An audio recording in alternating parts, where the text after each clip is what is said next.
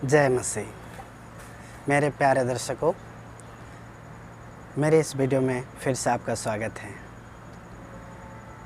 आज एक और हम बहुत अच्छी बातों को जानने जा रहे हैं जो बहुत महत्वपूर्ण है। सुलेमान राजा के द्वारा सीखेंगे। हम एक अध्याय आपके लिए पढ़ देते हैं, आप ध्यान से सुने प्रभु का वचन क्या कहता है। नीति वचन की किताब जो पुराना नियम है, हम 5 का 21 पद पढ़ेंगे आपके लिए। यहाँ पे बहुत अच्छी बात है कि मनुष्य का जो काम है वो शायद सोचता है मनुष्य कि मैं जो कुछ करता हूँ कोई नहीं देखता है, लेकिन परमात्मा, सृष्टिकर्ता, पवित्र प्रभु, रचयिता वो आपको देखता है। आइए क्या लिखा है कि हम जो करते हैं परमेश्वर किस तरह देखता है, उस बात को जानेंगे। तो मैं आपके लिए पढ़ देता हूँ। क्योंकि मनुष्य के मार्ग यहोवा की दृष्टि से छिपा नहीं है। आप देखें, मनुष्य हम सभी हैं और हमारा जो मार्ग है यहोवा के दृष्टि से छिपा नहीं है, मतलब प्रभु की दृष्टि से छिपा नहीं है। जो रचयिता है, जो पवित्र प्रभु है, उसकी आँखें आपको और हमें नित्य देखता है। हर हम क्या कर रहे हैं वो सब कुछ जानता है और इसीलिए हम अपनी कामों को सही से करें, ठीक से करें जो भी कुछ कर रहे हैं हम, क्योंकि इसका तो हिसाब देना ही पड़ेगा। इसलिए लिखा है।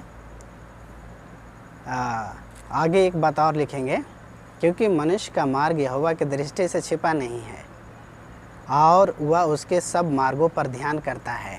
जो प्रभु है, जो रचयिता है, जो आपका पिता है, आप भले किसी से छिपा लें, लेकिन जो प्रभु है, आपका जो क्या बोलते हैं मार्ग है, आपका जो रास्ता है जिस पे आप चल रहे हैं, जो काम कर रहे हैं, वो उससे वो काम आपका छिपा नहीं है, वो उसके सामने खुला है।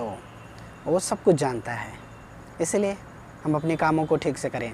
आइए, धरती पर एक और बुरी बात होता है जो मैंने अपने आप से देखा है, अनुभव किया, मैंने खुद अनुभव किया है और सुलेमान राजा भी अनुभव किए हैं। सुलेमान राजा जो है अनुभव किए हैं, तो हम उस बात को जानेंगे, ठीक है ना, कि वो कौन सी बात है। आइए मैं आपके लिए पढ़ देता हूँ। सुलेमान राजा जो किताब ने लिखा है 10 का हम आपके लिए 32 पढ़ देते हैं। 10 अध्याय का 32 पद नीति वचन की किताब है। तो यहाँ पे लिखा है 11 में 11 अध्याय में 11 का 1 से ही हम पढ़ देते हैं आपको। तो यहाँ इस प्रकार लिखा है, छल के तराजू से यहोवा को घिरना आती है। छल का जो तराजू है, छल का तराजू से यहोवा को घिरना आती है। और आगे पढ़ देते हैं आपके लिए, परंतु वह पूरे बटखारा से प्रसन्न होता है। एक बात आपको बताना चाहते हैं, जो ये छल का तराजू कहाँ पे हो रहा, कैसे हो रहा, मैं आपको बताता हूँ। मैं अपना गांव में था, तो मेरे गांव में अधिकतर लोग दूध पशु पालते हैं और पशुपालन करके अपना जीवन चलाते हैं। तो जो दूध होता है ना, दूध में अत्यंत वो पानी मिला के देते हैं। ये है छल, ये है मिलावट। और भी आपको एक और बात बताना चाहता हूँ। आप कब किसी भी शहर में रहते होंगे, आप बाज़ार में जाइए, बाज़ार में जाइएगा तो मछली की दुकान में, चाहे राशन की दुकान में, वो 2 प्रकार के बटखारे रखते हैं और वो क्या करते हैं, डंडी मारते हैं। मतलब कहीं ना कहीं वो ऐसा तराजू रखते हैं जिससे कि 250 ग्राम, 1 पाव क्या बोले कम दे, और इस तरह वो क्या करते हैं, गुनाह करते हैं, पाप करते हैं।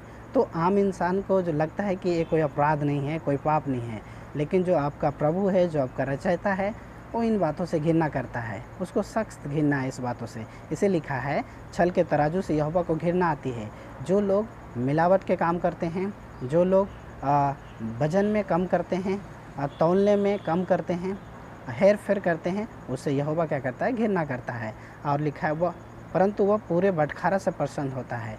जो लोग बिजनेस करते हैं उनके लिए ये वीडियो बहुत ज़रूरी है, क्योंकि वही लोग घोटाला करते हैं। तो प्रभु यीशु कह रहे हैं, जो हेर फेर करते हैं, जो वजन मारते हैं, जो कम सामान देते हैं, उनसे मैं घृणा करता हूँ, परंतु जो पूरे बटखारा से देते हैं, पूरा तौलते हैं, उससे मैं प्रसन्न होता हूँ, आनंदित होता हूँ।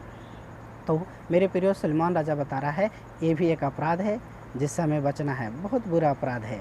तो अगर हम ऐसा काम करते हैं तो डंडी मारते हैं तो ये काम छोड़ दें, मिलावट करते हैं तो ये काम छोड़ दें, क्योंकि ऐसा करने से इसका हिसाब और इसका क्या बोलते हैं हमें हिसाब देना पड़ेगा। तो परमेश्वर इन कामों से पसंद नहीं होता है। आज मैं आपको बता देना चाहता हूँ, सभी लोग ने ऐसे नहीं हैं, लेकिन हाँ, मैंने जहाँ तक अपने गांव में देखा है, अपने घरों में देखा है, ऐसा काम होता है, हर काम में होता है। कुछ भी वज़न करने जाएंगे तो डंडी मारते हैं, कुछ भी लेन देन करते हैं तो उसमें कम बेसी देते हैं, तो ये अपराध है। हमें ईमानदारी पूर्वक क्या बोलते हैं पूरा तौलना चाहिए, ताकि परमेश्वर हमें आशीष दे। उम्मीद करते हैं वीडियो आपको समझ में आया होगा और प्रभु यीशु आपको आशीष दे। ऐसे अपराधों से आप बचें। परमेश्वर की नज़र में क्या बोलते हैं छोटा और बड़ा पाप कोई नहीं होता है, पाप तो पाप है, इसलिए हम पापों से बचें। प्रभु यीशु आपको आशीष दे।